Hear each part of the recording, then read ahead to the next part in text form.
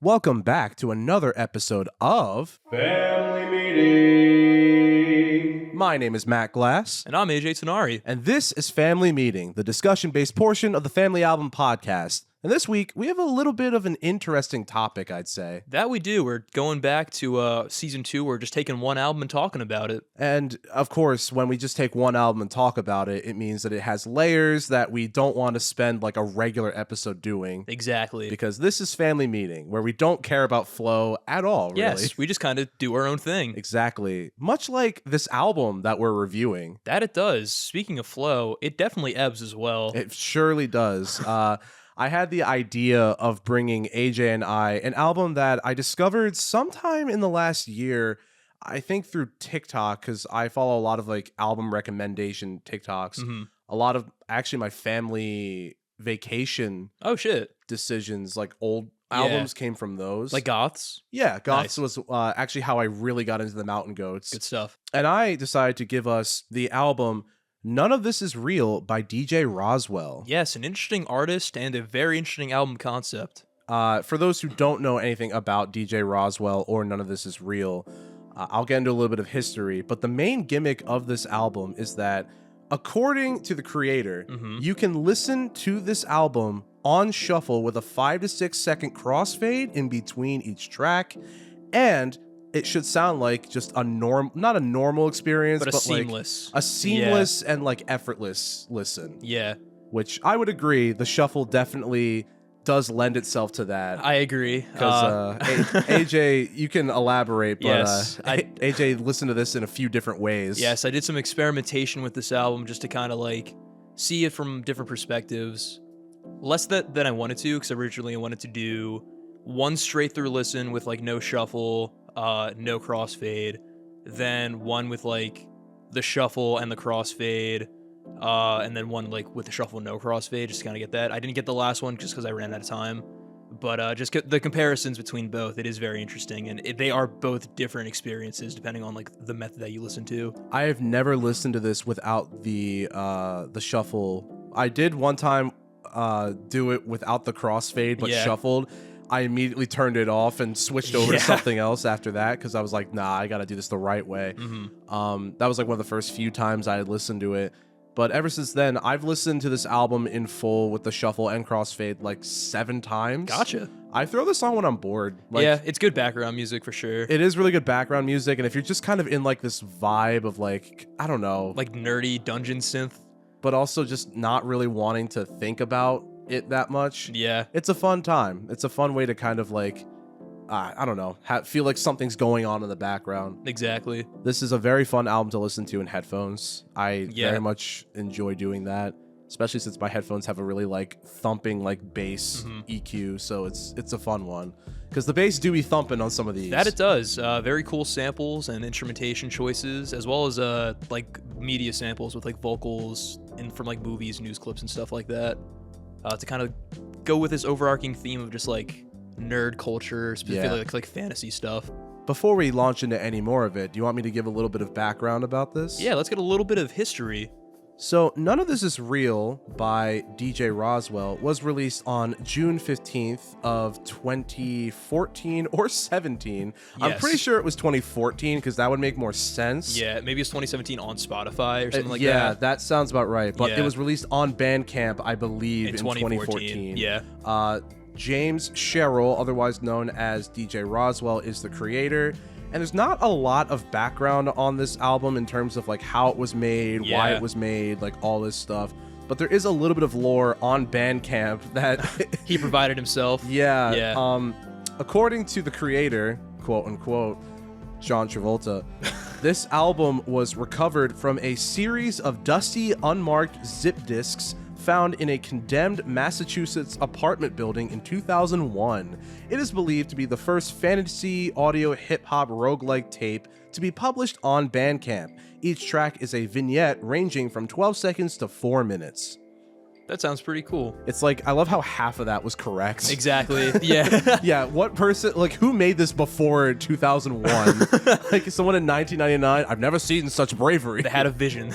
That's crazy. I think also mentioning roguelike, I did hear that being kind of passed around as a term to like describe this album when I was like doing like a little bit of research. Yeah. Basically kind of like simulating like this kind of like dungeon crawler aspects of like as like an album, which is pretty cool. But with like really trippy and like plunder phonic like influence. Yeah. It pulls a lot from like Boards of Canada and oh fuck, what was the other artist I kind of compared it to? I don't remember. Boards of Canada is definitely the big one. And I guess like vaporwave as a whole. Yeah. I would definitely say so. To kind of give this discussion a bit of structure, AJ, would you like to talk about your experience without it on shuffle before we go into our shuffle listens? Yeah, and we can figure out how we're gonna do that because there's 31 tracks. Good point. There are a lot of tracks. It's a very long album. I think it's an hour. An hour, like 15, something like that. Yeah, something like that. Yeah. But my straight through listen, I would have to say, was not very good. But that's kind of the point. I would imagine. Yeah. There are really no transitions at all in this album, so the crossfade is pretty imperative if you want those like seamless song to song transitions and they just make it feel more complete. With just the straight ahead, no crossfade, a lot of these cuts were just like super jarring, and the flow was like honestly like very heavy. Yeah. Like it just felt like I was like trudging to get through it instead of actively like enjoying my listen, because there are a lot of tracks, and without neat transitions, it's just kind of like tough to really kind of get yourself invested in, just because it's just too much. It's too much. There's too many tracks. It's not smooth. Some of the samples are harsh when they're back to back. Yeah. Even kind of with the crossfade, I'd argue. I agree. Yeah, because I think there are certain. At least I got one on my shuffle listen where the transition didn't really work that well. Yeah. Because the thing is, because the tracks range in time. Yeah. So like inconsistently, it's really hard to sometimes get like a good flow for every single track. Exactly. Because some of the tracks are like 30 seconds, but it might go into another like 20-second track. Or it's like someone speaking and then it gets cut off by the song while that speaking sample's still going. Or another person starts speaking in the middle of somebody speaking. I ran into that in my like past few listens before. It's still fun. Like, it's a fun theme regardless. Yeah. But I just thought it was like a really interesting concept to bring on, because like apparently it's just a very unique like listening experience. I definitely agree. I never heard something like this before, so thank you for bringing it on the show. Yeah, of course. Also found it's very fun to listen to while writing for D&D. Really gets you in the spirit. With the dungeon crawler kick. I mean, yeah, absolutely. That makes a lot of sense. Anything else to say about your straight through listen? Would you want to give it a rating as a straight through listen? As a straight through, I'd probably give it like a C or a C minus. That's honestly a lot better than I thought. Yeah. I was expecting like a D minus. Definitely not a D minus. It wasn't S tier, because there were like cool moments that I really enjoyed in terms of just like samples and like just songs as a whole. It was just like, as an album, it just did not flow whatsoever. Oh no, especially with like the Cave of Time parts 1 through 3 back to back. Yeah. Oh man, I'll get to that in a little bit, but yeah, just don't do that unless you're curious. I think it's cool like hearing the introduction at first, and then just completely ignoring it and like seeing why you fail. It's kind of funny. Yeah, no, it is very funny. Whether or not you listen to this straight through, everybody, always start with the instructions, because you don't want to get the instructions in the middle of it, because the beginning of it kind of sucks. Yeah. Like, it's such a freaky, like, ugh, I don't like it. I always like to do that first just to get it out of the way, so that the rest of it just works that way. Yeah, I think that's definitely the way to go. Wait, you did it and the instructions oh god. Yeah, it came in late. We'll get to that. That's so funny. It was really funny. It's funny, you go through the Cave of Time and you end up back at the beginning. Exactly. Before we get into that too, I think what I love about genres like this, because we've talked about it a bit with like vaporwave albums and mallsoft albums, like with Cat System Corp. Yeah, because of the repetitive and like kind of lack of true nuance. This is the kind of album where you can almost apply your own kind of like nuance and storyline, quote unquote. And I feel like that's sort of how I do each listen. Yeah, like a different kind of journey that you're going through. I think that definitely goes with like the roguelike kind of like influence, because it's just like all these floors are randomized. Like, what's happening this listen? Especially, like, not to mention the Cave of Time again, but if it's almost like you get to the Cave of Time, but then like a different story starts in between, like almost like arcs in a way. I don't know. It's kind of fun. Yeah, kind of like putting your own meaning to that. Yeah. Now, in terms of our track listing, yes, how do you want to handle this? That's a great question. Do you want to do like both of us doing it at the same time, or like one and then the other? Because it might be easier one and then the other. Okay. Just going like straight through. Would you like to do yours first? Sure. I'll go through mine. I wrote like some notes just kind of like on songs that I enjoyed, kind of like how the transitions worked out. But a lot of these tracks I just kind of like left blank. I got a killer opener though with I've Not Seen Such Bravery. Oh, that's such a good one. That was a really good opener. I actually really loved it. It sets the tone for the album perfectly, and it's just a really cool track just in general. It's one of my favorites on the album. There are some really nice highs on this album. Yeah, man. And that is definitely one of them. We'll gush about one of them later on that I listen to all of the time and outside that this album. Was my penultimate track. Which was it actually? Yeah. Dude, I'm jealous. It was kind of sick. I'm not gonna lie. That I don't want to spoil it. Mine was my midway. I gotcha. That's pretty good too. Kind of cool because it was a nice payoff either way. Yeah. But anyway, sorry to interrupt. I'm so excited about this album. Next up, I had Killer. Then I had In the Dungeon. And I liked how honestly this album has like a theme of like the satanic panic of the 80s. Yes. And like how that's like a recurring motif with all like the news clips. Very interesting. Especially like, I also like how, according to the lore, it came out in like 2001. Yeah. So it's like this idea that somebody had these and then like hid them away because of the satanic panic. Exactly. Oh man. Just harboring that. Good old D&D. Just gotta love it. Satanic propaganda. Yeah. And it was all bullshit. It was all bullshit. Because look at Critical Role. Amazing. After that, I had Apartments, then Maze Controller. And then I kind of noted that having like these two interludes back to back was pretty interesting. It basically kind of like softened the impact of like the last track. It was fine. It was just kind of like interesting here, like these two vibes of like how they were positioned on like the straight through listen and like how they kind of changed on this one. No, yeah, for real. Because aren't the skits like on top of one another? Not all of them. Some of them are. I've never listened to this straight through, like without the shuffle, so I have no idea. I think some are, but like the shorter tracks are kind of spread throughout a little more. Gotcha. Yeah. Gotcha. That's good. Yeah, for real. After that, I got Spectral Dog, which I liked because it gave me Boards of Canada vibes. I did. I think I also compared it to that in my notes as well. Then I got Thatched Roof Cottages, which had actually a really nice transition from Spectral Dog, and it was like a really nice cool down. I think it's also nice because that one has a bit more of a positive vibe too, which is kind of nice especially when you get to songs like Sounds from Hell. Yeah. Then I got Burgerworth Part 1, and I'll say with all the parts, I like them spread out more through the album. Wholeheartedly 100%. Agree. Yeah. Wholeheartedly agree. Because while I'm like kind of used to that format with like albums like Pink Floyd's like Ummagumma with like straight through like almost composition pieces. Yeah. This feels more like a motif as opposed to just like a medley, which I like a lot. Me too. After that was Yet Evermore. Then Sounds from Hell, which is a highlight for me. I really like that track. Then we got Cave of Time Part 3, which is actually a dope-ass transition from Sounds of Hell. It worked really well and just kept of like the mysterious, ominous vibe of the last track. Gotcha. After that, we got The Instructions. Honestly, I think The Instructions, it's like, I can only describe it as like, I don't even know, post-nut clarity almost. Like you're in this vibe. Greetings. And I'm like, oh God. Sorry. I always get it out of the way every single listen. Like I'll start on that one. I can't ever just by surprise just be there. It was honestly kind of funny. It was like a neat moment having it just like play so late into like this track list. It almost kind of sounds like you stumble upon someone giving you a side quest, which is kind of funny. But definitely listen to it first. Oh, without a doubt, yeah. But I do feel like the track that followed it, Elder Groff, was pretty cool. It was a nice follow-up, just in terms of like the tone of like, you know, like wizards giving quests. It was very, very cool. It lined up a lot with the last track specifically.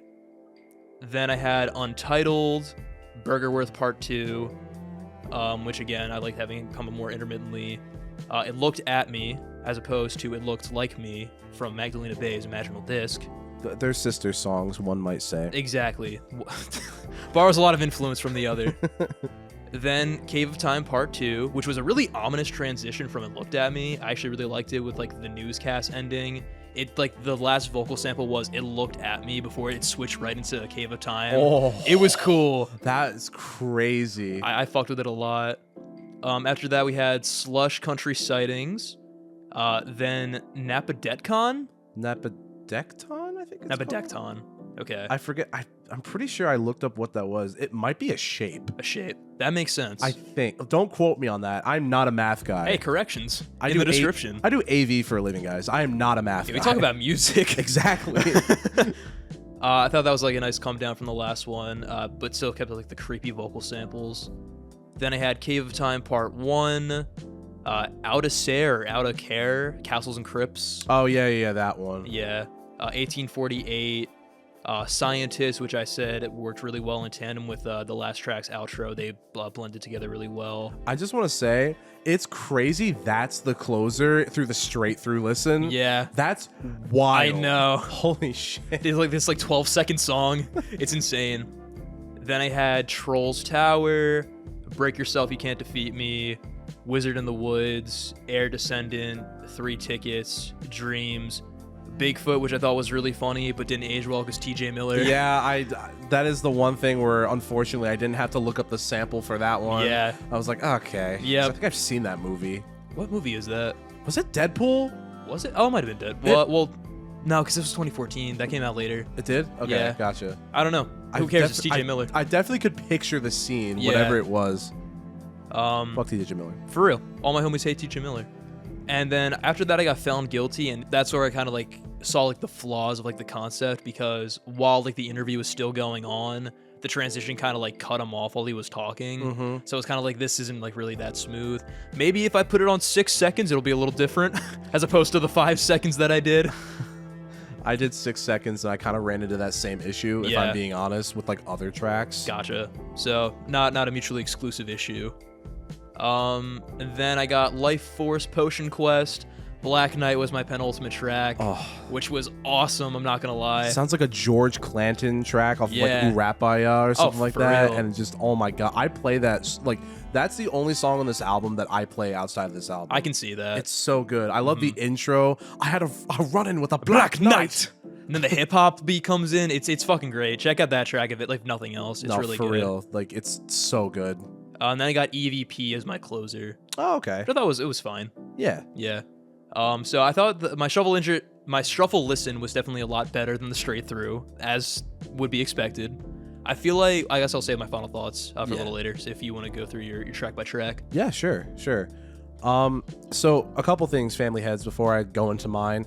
I mentioned, I think a few minutes ago, I have listened to this album a lot, and I've even liked some of the songs. While it's great that I like some of the songs, I think that definitely over time has affected my album like listening experience with this project, because they tend to want to throw the albums that I liked more than like the ones that I don't like. Yeah. Like in the front, and then the ones I don't like as much like in the back. It's very skewed. Which it can be affected. But this time around, with this last listen that I did, the order was kind of crazy. Yeah. I never had it like this. So I start with the instructions because why wouldn't you? Because honestly, I could not imagine doing it. Like, Unless you want a jump scare in like the middle of the album. That synth in the beginning, like something about it, I'm usually like never prepared for it. Then I started with Apartments. Gotcha. Which felt like, it feels like a hangover almost, because it has like this really like kind of like throbbing like synth. I can't really describe. Describing the nature of all these tracks is going to be very hard. Yeah, there's a lot to kind of remember. After Apartments, I had Napedetcon. Gotcha. And it was cool. Like, I like just it took me a while or whatever, and then just the super short beat. Then I had I've Not Seen Such Bravery, which is cool. Like, after the super short track, getting this like really synthy like strings over top. Yeah, almost like the thesis statement for this album. Yeah. And then launches into like a really relaxed beat with like magic sounds as a motif, which I really, really enjoy. Got the nice like talk box too, which is really cool. I had Yet Evermore, which was like the super fuzzy like room tone track with like this ghostly warbly synth. And the King saying, "Yet evermore, you've come back," like in between. I love all of the video game like S quotes that are in here. Yeah, it's cool. No, it is really, really cool. After this, I'll go through like the known samples. Gotcha. Because some of them are pretty cool. Yeah. I had Eldergroff as my 5th. I see. which I kind of actually liked the beginning of this a lot. There's like a portion of this toward the end that feels like a suite almost. Yeah. And I really dug that this time around. Nice. Yeah, Elder Groff is really, really cool. And this one like almost sounds like Mallsoft a little bit, which is cool. It has like this really like vibraphone heavy beat. Yeah. And it goes kind of hard, not gonna lie. Yeah, I like that one a lot. It's really funny like going to something super clear compared to like the bassy Yeah. like previous one where it was super fuzzy. After that I had Slush Country Sightings, which is fucking ominous. Yeah. I felt like my motif with my listens was just like this really ominous like thing that kept reoccurring, like almost as if you're trying to delay the inevitable. Yeah, like you're being stalked or something too. Or like you're about to meet like a fatal end, Yeah. which is kind of what it felt like toward the end of my listen. Yeah, there's a lot of ominous tracks on this album, which makes it like pretty cool to like re-listen and like see like where that kind of pops in. I mean, like the serotonin I got when I first listened to this album all the way through, like the right way, Yeah. and just knowing like, wow, I'm never gonna. This first listen's gonna be super fucking impactful. Yeah. After Slush Country, I had Found Guilty, which was. Oh wait, I also said that Slush Country was really cool because the beat like slams into everything, makes it sound like really like stumbly and like, I don't know, almost like you've just been like battered in battle or like whatever. disjointed. Then you have Found Guilty. That was my next one, which was really cool after that because it's like a nice, almost like a nice reprieve after the last track, but also still pretty ominous. Like it has like super like dark fantasy aesthetic that I really like. But it also has like a weird like pressing thing, almost like you gotta heal from your past battle that wounded you and then keep going back into it. Aldecir, Castles and Crypts. I really enjoyed this one too. It feels like you're going through like a really creepy woodsy area afterwards. And when the beat when the beat picks up with this really clanky percussion, it just goes like so fucking hard. It's like very Castlevania coded, which is dope. It really is. This is a really fun listen. Like I wouldn't like put this like, oh yeah, like album of the year, but like here's baby of the year. I hope you fucking die, Harley Jarvis. Oh, so good. I would have put this like in the S tier albums, not to spoil it, but it definitely is a worthwhile listen. Yeah, it's a cool experiment at the very least. Without a doubt, without a doubt. The clanky percussion on Castles and Crypts is like really fucking cool. Sounds like Armor. Yeah. Yeah. Maze Controller. This track kind of scares me, I'm not gonna lie. It sounds like The Brainwasher by Daft Punk, and like I don't go out of, that's one of the only songs on Ram that like I don't really listen to outside of like Alive 2007. Yeah. Sorry, also Human After All, not Ram. That'd be so wild. It's like, I'll just keep playing back. I am the brainwasher. That'd be crazy. Just this left. I mean, hey, they did it with Doing It Right. The just complete left turn. Yeah. The best song on the album, you mean? Sorry, my fault. He actually released an album this year. Yes, he did. It's pretty good. I enjoyed it. So anyway, tune in for, I guess, the end of the year. Oh, boy. When we get to season 4. Yes. Anyway, so number 11, I guess it wasn't as middle of the road as I thought, but it still was a fun payoff regardless. It's a track that I frequently return to that we talked about. It's Black Knight. Yeah. Having that after a Maze Controller was kind of cool too, because like you get this really like weird like, the Maze Controller kind of thing. And then it goes straight into "Forgive me, sire." It's like really, really cool. Like it's almost Shakespearean like level of delivery, and then it goes to like a George Clanton like just hip hop sample. It's awesome. It's dope. Like it's my this track by itself is just my go-to every single time. Like if I just want to listen to one song, it's probably the best one on the album. I would say. I would totally agree. Just the sample just works so well. Oh yeah. After that it was actually really, really cool because it was like I got Thatched Roof Cottages is number 12, which it's actually kind of cool because like if we were gonna apply like a motif to what I've listened to so far, it kind of feels like you're this character like on a quest. You keep going through perilous journey after journey after journey. Then after like finally you encounter like all these horrible things and almost get killed, you get to Thatched Roof Cottages and almost feels like a real nice breath of fresh air. Yeah, like you're going through like a town to like rest before the rest of mine, which is just me going through hell apparently, because after that I go straight to the Trolls Tower. Gotcha. And it's a really fitting like title for this track. Like when the bass hits your ears, it's fucking crazy. Yeah. And like the riff on this one gets stuck in my head very often. It's like a really like bass heavy like synth riff that I do like. It feels very like I wrote like boggy like a troll's crotch. Hey man, I'm not gonna argue with that. Trolls are known for their boggy crotches. Yes. Forgive me, sire. I had an encounter with a bog crotch. Bog crotch. Oh, so good. When he releases his sequel album, All of This Is Real, that'll be on there. All of this is real. Oh, it's so funny.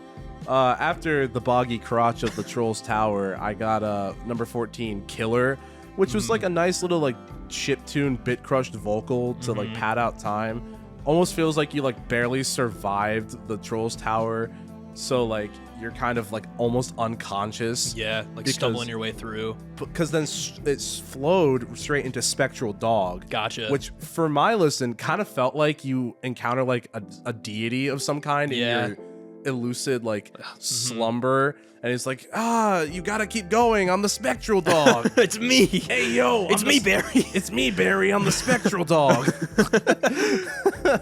Oh man, We've all seen the Spectral Dog, right? classic Spectral Fellas. Dog. Oh, that was my number 15. The Spectral Dog is fun because it sounds like All's Fair in Love and Bro Step in the beginning by fucking Skrillex. Oh hell yeah. All synth and no surprises. Yep. And just, it's like a ghostly dog you meet in your side quests who, I guess, revives you. Number 16, however, is Untitled. Somehow at 2 minutes, this track is too long for me. Yeah. Just a little bit. Because I also, for some reason, like, every single time it shows up, I'm like, oh, I don't remember this track. Probably because it doesn't have a name. Exactly. So it's hard for me to like place it, which might make this kind of one of my least favorite tracks on here. Only because like the other ones I can distinctly remember like something, especially with the name in mind. Yeah. But this one, because it's just untitled, for some reason I just never like Doesn't stick. expect it, never like it, never remember it. Yeah. So it's like a weird like trifecta. I think like even with the shuffle kind of experimentation, like this album does kind of suffer from some pacing issues. Like a few tracks go on like for a little bit too long. I would agree. Yeah. Sometimes you're just kind of wanting to get to the next thing so badly because you're just so intrigued. But then like when tracks go on for almost like 5 minutes, With just like it's people talking. it's for like half of it. Exactly. So it's not like Giorgio where it's like It's fun and it's worth it. yeah. But then it fucks all the way down. Exactly. 7 minutes, babe. That's all it takes. So this next one was very interesting because I had Burgerworth, Cave of Time, Part 2, and Part 3 Oh, wow. back to back. I see. Burgerworth definitely, it's kind of cool. It almost feels like you're meeting like a really chill character. Yeah. Like for the first time, like you're getting like a weird like hint of what this character will be later. It just, I don't know, super dreamy sample. Cave of Time Part 2, this is, I guess, when my character starts going through it. Gotcha. It's a more ambient track, and I like it, but not by itself. Yeah. I don't think any of the Cave of Time ones by themselves would be a fun listen. No, especially back to back. No. Yeah. Even with the crossfade. It was wild that I had Part 2, then Part 3 on the shuffle crossfade. That's pretty cool. I guess. At least in terms of like the odds. That's true. Cave of Time Part 3, it's like, it has a bit more aggression than the last two, I believe. Yeah. Actually, no, I think 1 is the most obvious, or ominous, excuse me. And then 3 is like second most ominous, but after 2, it was like a weird flow. I gotcha. It was very odd having like 2 go into 3 and just Yeah. being like, oh, hello. Shit, this just got real. Yep. I had Wizard in the Woods. This one is a sample that I definitely like more than a lot of the other ones. Yeah. It's like, I feel like it works better as like an early on track. For real. Because like, It's like setting you on your quest. because like Yeah. maybe the wizard is Burgerworth. That's a theory. Who's to say? Yeah, this is our fan canon. Yes. I don't know, but I like the sample. It's like really muted and vibey, but like also like really short and sweet. Yeah. Right after that, though, it starts to get really interesting because I got Scientists at number 21, Gotcha. and like crazy to me that he ended the album like this, bass listen. Just this guy going cops and scientists and thugs. Like the fuck? Okay. That's what the album's all about, man. I guess so. Yeah. Which almost makes it seem like, shit, is this really like a fantasy thing, or is this a guy in like a coma? That's true. 2001. That's true. 2001. Yeah, maybe he thinks he's a wizard or something. That's true. Yeah. That's true. It could be like a Moon Knight situation where Yeah. he's like really in like a... Switching personalities. Yeah. Oh, that'd be interesting. New theory, guys. New theory. Number 22, I had In the Dungeon. Super like Adventure Time core, which I Yeah. really like. I love the sample going in the dungeon, in the dungeon, in the dungeon. It's like fun. And there's like this little like element of danger that I like after all the tracks I've had so far. Yeah. It's like after getting fucking like mauled by the fucking Trolls Tower. Going through actual hell. Fucking like, yeah, going through actual... I didn't go to hell yet. Yeah, but the Cave of Time. The castles and crypts and like the maze controller and all that shit. After all that stuff going, like somehow the dungeon is the like the worst part about it. I like that pacing wise because it felt like this was leading up to something like crazy. Next I had Bigfoot. Hell yeah. It was all right. Yep. It's I don't know. funny. I don't know why after my character goes in the dungeon, maybe he's with like his party in the dungeon. They're just talking like, They're hey, shooting the shit. by the way, Mr. Bard, would you rather? That's so funny. I'd choose probably Bigfoot if we're talking That's valid. real. Yeah. I don't think I'd want E.T. E.T. would be freaky he's as all hell. scaly and he would talk too, which is weird. His finger glows and like, does his dick glow? That's Is like, that like a feature with ET? yeah, I don't want to. And hearing that voice like moan or something. Like, that sounds awful. Oh, it's crazy. Oh god, yeah. And I legit went, oh god, it's TJ Miller. Yeah. I didn't really care for this. I had It Looked at Me right after that, followed by Life Force Potion Quest. I felt like this was the weird pairing, or like one of the weird pairings in my listen. Gotcha. Just because, like, I don't know. While I do kind of like the way that my listen had a lot of like variety, this one felt like one of the times where the motif really just did not land. Yeah. Like, or it didn't like lend its like the motif and narrative I was making in my brain with this didn't feel like it worked with these two I gotcha. because they're kind of different, but like not in like a fun like narrative way. Yeah, it's just kind of it's like jarring. Yeah, just a little bit. So honestly, that's the one. I'd say that's one of the only real L's on my listen. Yeah. But this is where it gets really fun. Okay. I got to Cave of Time Part 1, which I feel like from here to the end almost is just like a suite of hell. Gotcha. It's incredible. Burgerworth Part 1, it's like a fun, like goofy track. I feel like it's like you're meeting this wizard who's like this Ice King level of goofy. Yeah. Before you start going into this like really crazy like journey or whatever. Like, you don't want to go in there. It's dangerous to go alone. Dude, your favorite album. My favorite album. Yeah. My favorite album. I had Air Descent after that, which was like a really freaky like reverse synth that sounded like Majora's Mask. Yeah. Which was That's dope. it was kind of cool, not Yeah. gonna lie. Like it what's the The Song of Healing. Song of Healing. Yeah. Like, because then when you play it in certain parts, like audience, it plays it but like reverse and it's really creepy. From Ben Drown, dude. Ben Drown. Yeah. Because like in the game, like you fix the people, but it sounds like really ominous. Yeah, there's like an element of like uncanniness to it when you play. Those games are so good. I love that game. Honestly, those two games are, I think, this might be a hot take. I think those games are peak Zelda. Yeah. As much as I love Breath of the Wild, I think those games genuinely, they're the most Zelda games out of all of them. I mean, that makes sense. They're very much defining just games in of that generation.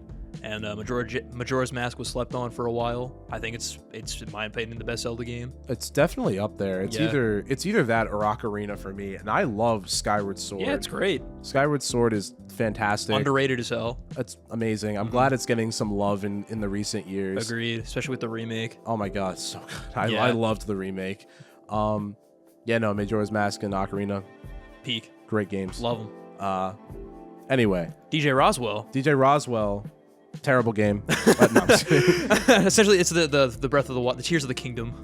having Air Descent go with this like freaky reverse synth and then going straight into like 1848, which is like this like Man Machine by Lou Reed-esque track that I don't care for that much, especially since he starts talking about like a demon black cat living in the floorboards. Yeah. It's like, oh my God, like I feel like I just got cursed or something.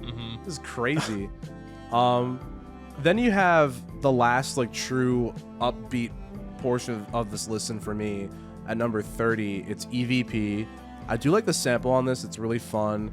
I like more when this goes earlier in the mix. Yeah. Because it just really feels like it has like that really nice golden intro that almost sounds like Disney DVD-esque. Gotcha. Which is cool. Yeah. The actual synth, I get a little fatigued because it just sounds really like grimy. I don't know, something about it. It's like that vibe is kind of like all over the place on this album too. A little bit. And sometimes like I do like it. Yeah.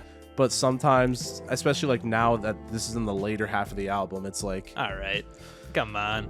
And then these last four, kind of like the wildest listen shuffle that I've had. 3 Tickets. It's like feels like the true start to like the suite. Yeah. You can like vaguely hear a voice calling you to wake up almost, but like you're submerged in a dream, it feels like. The pan flute is pretty fun though. It's agree. A nice addition. Yeah. And a really nice utilization of like the timpani drums. But this, like these 4 tracks at the end, it makes it feel like after all this, your character's trying to go like achieve some kind of goal, but then like ultimately fail. Yeah. And that's kind of like how my shuffle ended things. I got the bad ending. Yeah, exactly. Oh no. 32 is Break Yourself, You Can't Defeat Me, which is like almost like a carnival-esque sample. Yeah. I'd love this to be in like a video game soundtrack. It kind of goes hard, not gonna lie. I think it's like one of the last ones that like genuinely go really hard for me. It's very ominous. One of the more complete tracks I feel like kind of fit toward this listen at the end. I gotcha. Because then it goes straight into Dreams, which is like a fax machine, like Dream Corps LLC-esque, like into your brain, hardwired directly kind of feel. And it definitely makes like a really weirdly like sour ending note, I would say. Yeah, maybe it's kind of like a phase back to reality with like the floppy disk kind of like lore stuff around it. It's like you're popping the game out or something. Or I kind of interpreted it as you kind of hit like some kind of wall in the game and you realize that it is a game. Yeah. Because before you realize it's only then where you realize at the end of your journey that you're at the hardest level and you won't make it out, because after that it goes to Sounds from Hell as the ending. That's kind of cool. Having These Tickets, Break Yourself, Dreams, and then Sounds from Hell at the end, like, was a crazy ending for me. That's a cool suite. I like that. It was really cool. Like, this as a closer was wild. Like, out of all the times I've listened to this, it felt like I had entered like a different plane of existence, almost as if like this might honestly sound really freaky. It was almost as if like you realize you were in a game, but the person like maybe either controlling you in the game or whatever, assuming this character is like a video game character. Yeah. Like they turning off the game. Ooh. And then you're just like stuck in that limbo. You're stuck in that limbo, or everything around you is just getting like collapsing. fucking like collapsing and like just being erased, and like there might be like a new save file, and then the cycle starts again. Ooh, like that's kind of cool. Something about this, like there was a weird like agony that I felt a little bit. Your journey came to an end in such a horrific way. It really did. And like I've listened to this album straight through, or not straight through, but like shuffled through with the crossfade many times. Yeah. And I had never felt such a level of discomfort than ending with like Dreams and then Sounds from Hell. So that was pretty crazy. But it was a very interesting listen, to say the least. Yeah, totally. And a very interesting project to bring on the show too. Absolutely. Yeah. Before we end, I want to at least acknowledge the samples that are confirmed. Yes, yes. Then we can maybe do a little bit of a rating of our experience. Final thoughts. I've Not Seen Such Bravery samples. I've Not Seen Such Bravery by Ernie Fosselius. Okay. Tangerine by Led Zeppelin. Oh, cool. And Frelick Dies from Mazes and Monsters. Damn, that's fucking cool. They got Led Zeppelin on here. That is pretty cool. Fuck yeah. Elder Groff sampled Dark December by Ghidorah. Not King Ghidorah. Like Ghidrah. I see. Yeah. That'd be fucking cool. That'd be insane if fucking MF Doom's on this thing. There's a track on here that just says none of this is real. I'm guessing that might be the untitled track. Okay. Oh yeah, because on Bandcamp, I believe all the tracks are titled "None of This Is Real" to like really kind of like emphasize the roguelike nature of the album, because like you never know what you're gonna get next. Exactly. Yeah. It samples Magic Stick by Lil Kim and 50 Cent. Oh fuck yeah. Which is wild. Nice. In the Dungeon samples Twistin' by Lil Ugly Mane and Denzel Curry. Interesting. Life Force Potion Quest as a final one samples Tribe Called Quest. Dope. Scenario. Very, very featuring dope. leaders of the new school. Nice, man. That's some pretty cool, like, a lot of cool influences all around. I swear to God, there's definitely a Zelda and like a Narnia reference in here somewhere. Like I heard someone say Aslan, I'm pretty sure. But without further ado though, AJ, for your listening experience with the shuffle, Yeah. how would you compare it to the first straight through listen? Definitely better. Like I would way, way, imagine. way better. Yeah. Like actually following the instructions. I found it a lot more enjoyable, though I don't really think this is an album I'd return to that often. I feel like the runtime as well as just like the volume of tracks is a little off-putting. There's definitely some like really cool samples on there, and I love the overall just like vibe and like theme of this entire project, just being like very much into fantasy and like nerd culture in like all aspects, in like terms of like pop culture as well as like the real world, which is really, really cool. A lot of like the ominous like darker moments are also pretty cool too. Yeah. Like I wouldn't really like from the album cover, I wouldn't really expect it to get like so like ominous and dreary, but it does a really nice job of like creating that tone. I definitely have some favorites on here. Like I've Not Seen Such Bravery, Black Knight, Sounds from Hell, a couple other like EVP, the Shape one, Napedetcon, and Castles and Crypts. I like those ones a lot, but I don't really know if it'd be worth going through the whole album just to get those. Though, and having like Black Knight be my penultimate track on my listen was dope as fuck. It was goated, not gonna lie. I'm a little jealous. That, I don't think I've ever had that in any of my listens, but oh my god, like the energy would pick up so much. It was awesome. It was a really nice way to like crescendo into the ending. I definitely commend DJ Rozwell for just having this concept and like going like so far with it. Oh yeah, absolutely. And for the most part, it's executed pretty well. Like while we had our issues with like certain songs not really transitioning well into each other, for the most part it works. It's just like sometimes things are just out of your control, but that's just the magic of the shuffle. Yeah. But again, I think just like the pacing issues and just like some of the overall tone kind of keeps me like, I guess, like away from wanting to revisit this album more, because I did all my listens like passively, like while I was doing something else. And it kind of made some of those moments drag, especially at work. But writing for D&D was fun, having this on in the background. It really kind of like got me in the spirit. If I had to give it a rating, I'd probably give it like a B-, maybe a C+. I think it's pretty cool. Definitely check it out if it sounds interesting. But not really my type of thing. I gotcha. Yeah. Even though it is very much my type of thing because I really like it, I'd probably give it like, again, like you said, B-, C+. While I do acknowledge that is a very fun project, and I think just really ambitious, like there's really no other album that's like this. And the fact that it garnered so much attention that it got a Spotify release, that's kind of cool. There are tracks that I definitely like on here. I like I've Not Seen Such Bravery, EVP, Wizard in the Woods, Black Knight is just so fucking good. Thatched Roof Cottages, and then Trolls Tower. Those are like probably my favorite ones. I've listened to this album a few times. I throw it on like long car rides, like at night. That's pretty sweet. Sometimes it's kind of fun. Yeah. I very much throw on this album if I'm like bored and just kind of wanting to vibe, but like not like commit too much to like an active album listen. This is definitely an album that benefits more, I feel, with like a passive listen than 100%, an active listen. Yeah. And I definitely, while I do throw this on a lot, like I think with the exception of Black Knight, there are definitely tracks on here, like most of the tracks on here, I probably would not listen to outside of the album. Because like a lot of them are like really short too. Really short. A lot of them have a lot of like talking in the beginning or at the end, and the sample with like the actual like beats is like in the middle or like pushed to the end or like in the beginning, and then there's just talking at the end. So there's a lot of things where making this like a straight through listen or like singling out tracks, with the exception of Black Knight, it definitely would not lend itself very well to that if you're looking for that in an album. But it's definitely a worthwhile listen if you're just kind of like bored and just want to like, I don't know, just passively like experience like an album. There's definitely like a niche for it too. Like I've seen like a lot of people like sing this album's praises, which I can see why. Yeah. It's a very cool project. I like what you did, like basically crafting this whole narrative, like going through it. I might have to do that at some point because that sounds like a lot of fun. It's a fun time. I feel like our beloved family album guest, Evan, would really dig this album. Tom actually might a little bit, maybe. A little bit. But if we tell him like, hey, don't actively listen, just put it on in the background, he might fuck with it. That's true. Just a little bit, just because it's like vaguely like background music. Yeah. And the themes.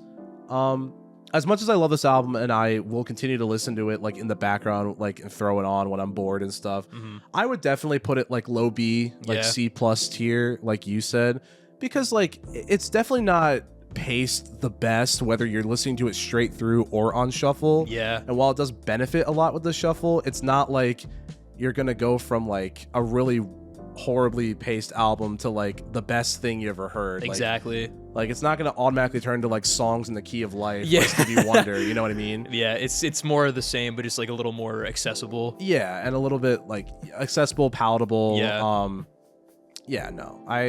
I think it's a fun project. I'm really happy that like you at least enjoyed it like a little bit. Like there's good stuff in there. Had like a fun experience. At least with the shuffled listen. But I'd probably give it like a B or C tier. I don't know if I'd even give it like a number rating because none of this is real. Exactly. Except the boggy crotch. Exactly. You can't deny the boggy crotch, guys. If you can confirm two things in the family album is that one, Paul did not make it with the meter maid. That's true. Number one. And number two, it's because he had kind of a boggy crotch. Exactly. Poll of the week. Do you have a boggy crotch? Yes or no? If you're lying, we will know. It will tell us. So answer carefully. We won't judge you, but like, please be honest with us. Yes, we'll be honest with you too. And if you want to send pictures, you can email me at catboy at hotmail at rule34.com. I had to put that bit in at least one or two more times before the season ends. As we're winding down. Because we are winding down. Only a few more blocks of episodes to go. Hopefully you enjoyed the last Tom Hates albums where he reviewed Flood by They Might Be Giants. Yes, that very fun album. At least for us. Yeah. But yeah. What a fascinating episode of Family Meeting. As always, everybody, my name is Matt Glass. And I'm AJ Tenari. And we will see you with a new regular episode next week. Peace.